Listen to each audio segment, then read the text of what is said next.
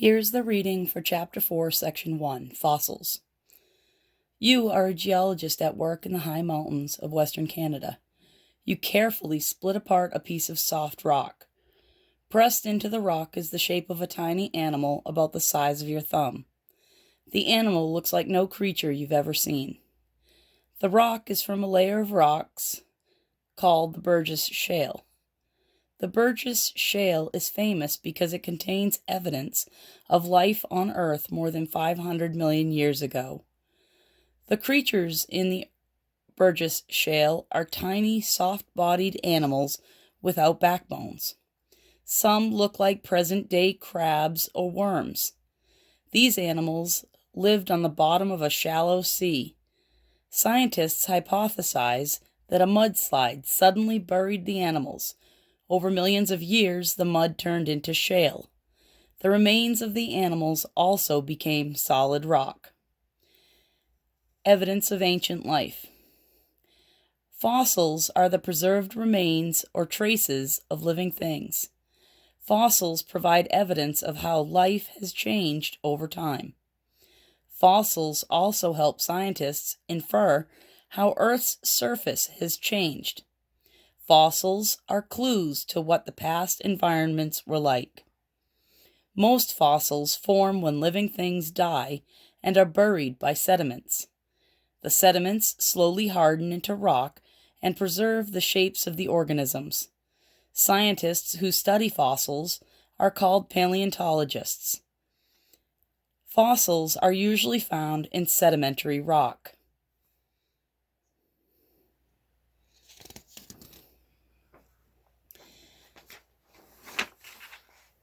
Sedimentary rock is the type of rock that is made of hardened sediment. Most fossils form from animals or plants that once lived in or near quiet water, such as swamps, lakes, or shallow seas where sediment builds up. In Figure 2, you can see how a fossil might form. You can see up here Figure 2. An animal will die and sink into the shallow water. Sediment will then cover the animal. The sediment will become rock and preserve parts of the animal. And then there'll be some mountain building, some weathering and erosion that'll eventually expose the fossil back to the surface.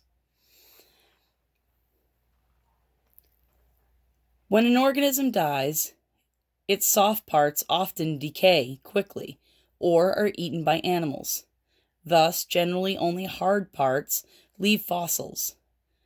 These hard parts include bones, shells, teeth, seeds, and woody stems. It is rare for the soft parts of an organism to become a fossil. Kinds of fossils. For a fossil to form, the remains or traces of an organism must be protected from decay. Then one of several processes may cause a fossil to form.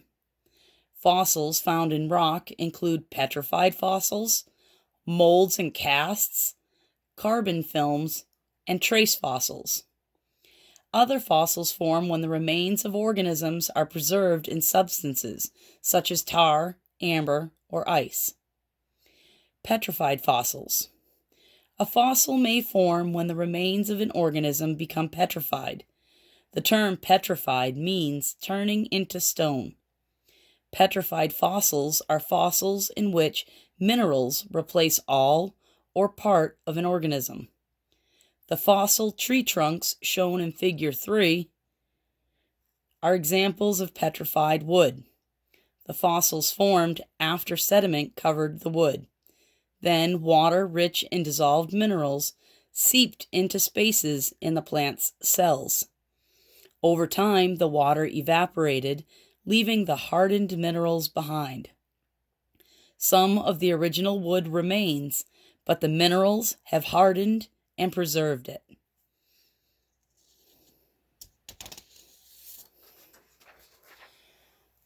Petrified fossils may also form by replacement. In replacement, the minerals in water make a copy of the organism. For example, water containing dissolved minerals may slowly dissolve a clamshell buried in sediment. At the same time, the minerals in the water harden to form rock. The result is a copy of the clamshell made of rock. Molds and casts. The most common fossils are molds and casts. Both copy the shape of ancient organisms. A mold is a hollow area in the sediment in the shape of an organism or part of an organism. A mold forms when the hard part of the organism, such as a shell, is buried in sediment. Later, water-carrying dissolved minerals and sediment may seep into the empty space of a mold. If the water deposits the minerals and sediment there, the result is a cast.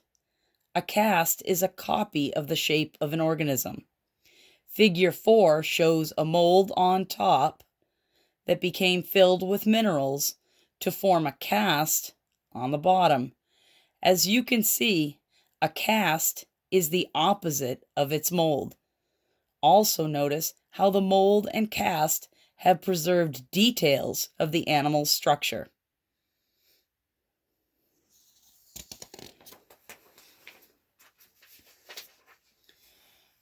Carbon films. Another type of fossil is a carbon film, an extremely thin coating of carbon on rock. How does a carbon film form? Remember that all living things contain carbon. When sediment buries an organism, some of the materials that make up the organism evaporate or become gases. These gases escape from the sediment, leaving carbon behind. Eventually, only a thin film of carbon remains. This process can preserve the delicate parts of plant leaves and insects. You can see a carbon film right here of some insects. Trace fossils. Most types of fossils preserve the shape of ancient animals and plants. In contrast, trace fossils provide evidence of the activities of ancient organisms. A fossilized footprint is one example of a trace fossil. A dinosaur made the fossil footprint shown in Figure 6. The mud or sand that the animal stepped into eventually was buried by layers of sediment. Slowly, the sediment became solid rock, preserving the footprints for millions of years. Fossil footprints provide clues about an animal's size and behavior. How fast could the animal move?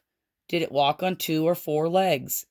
Did it live alone or with others of its kind?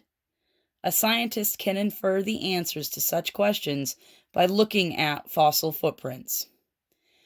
Other examples of trace fossils include the trails that animals followed or burrows that they lived in. A trail or burrow can give clues about the size and shape of the organism where it lived and how it obtained food. Preserved remains. Some processes preserve the remains of organisms with little or no change. For example, some remains are preserved when organisms become trapped in tar.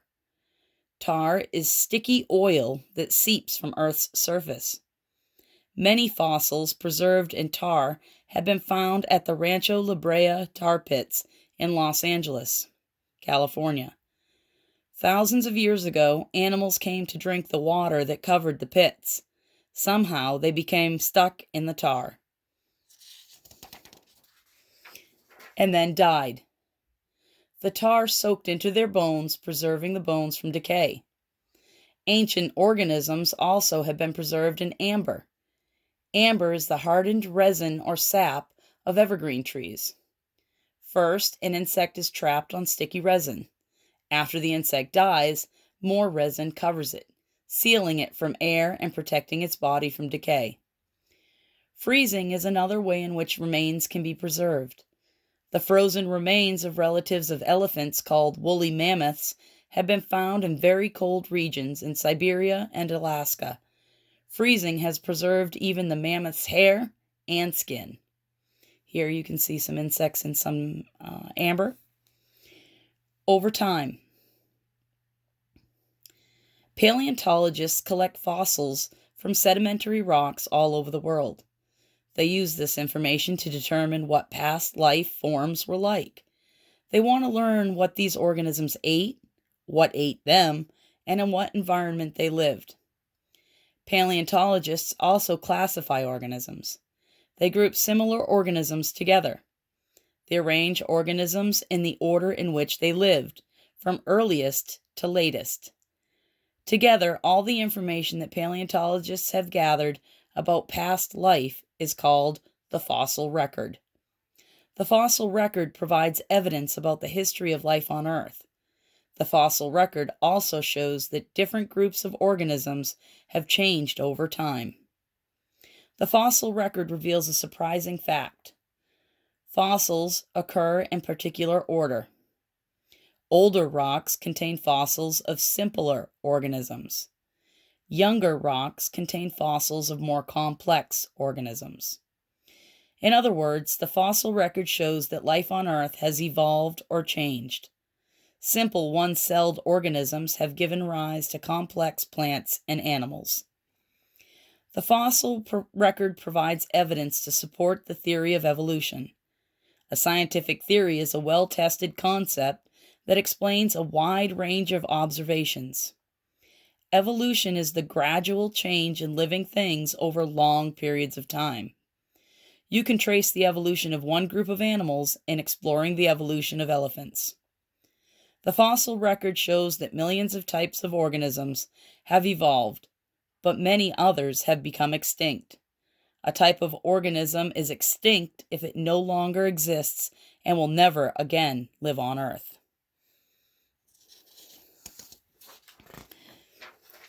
Here we see the evolution of the elephant over time. If we start down here at the bottom, we can see that around 36 million years ago, we had the first type of elephant, the Mortherium. That was 36 million years ago. Was a pig-sized relative of the modern elephants. It had long front teeth, primitive tusks, and a long upper lip. We then see another branch over here, which shows us the Paleomastodon, 34 million years ago. They had short trunks and short tusks on both upper and lower jaws. The Paleomastodon was an ancestor of later elephant-like animals. Next, we see over here 25 to 30 million years ago, the mastodon. Mastodons developed long, flexible trunks and long tusks. Later, mastodons looked similar to mammoths, but were smaller and stockier. Mastodons became extinct about 10,000 years ago. Our next branch brings us over here to the Gomphotherium, which was around 23 million years ago. Gomphotherium stood over 2 meters at the shoulder, so a meter is 3 feet. So 3 feet times 2 meters is 6 feet, 6 feet at the shoulder. It had a small trunk, 2 tusks on the upper jaw, and 2 tusks on the lower jaw. Next, up here, we have the woolly mammoth, about 2 million years ago. The woolly mammoth lived during the last ice age. Hunting by humans may have led to their extinction about 10,000 years ago. Up here we see our 2 current modern-day elephants. We have the Asian elephant. Asian elephants live in India and Southeast Asia. They can be trained to move objects with their trunks and to carry heavy loads on their backs. And then we see the African elephant of present day. It's about 4 meters at the shoulders. So 4 meters times 3 feet per meter. Those elephants are around 12 feet at the shoulders. The African elephant is larger than the Asian elephant. African elephants are fierce and difficult to tame. So we see over time how the elephant has changed. Most of this is in the fossil record and then what we see today.